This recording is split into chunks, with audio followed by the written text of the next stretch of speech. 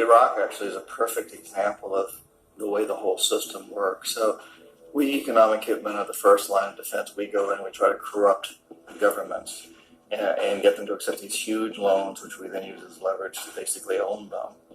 If we fail, as I failed in Panama with Omar Torrijos and in Ecuador with Jaime Roldos, men who refused to be corrupted, then the second line of defense is we send in the jackals. And the jackals either overthrow governments or they assassinate.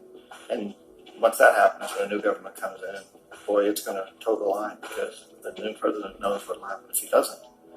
In the case of Iraq, both of those things failed. Economic hitmen were not able to get through to Saddam Hussein. We tried very hard. We tried to get him to accept a deal very similar to what the House of Saud had accepted in Saudi Arabia, but he wouldn't accept it.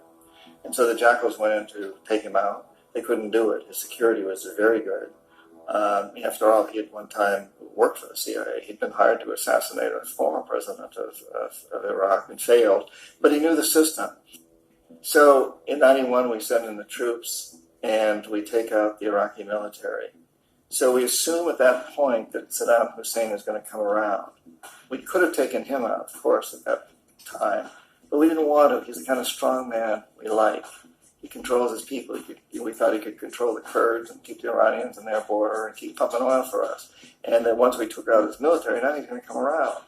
So the economic hitmen go back in the 90s without success. If they had success, he'd still be running the country. We'd be selling him all the fighter jets he wants and everything else he wants. But they couldn't. They didn't have success. The jackals couldn't take him out again.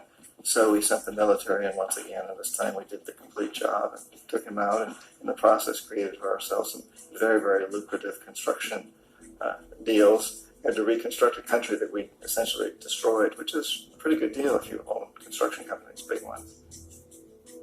So, Iraq shows the three stages. The economic hitmen failed there, the jackals failed there, and as a final measure, the military goes in.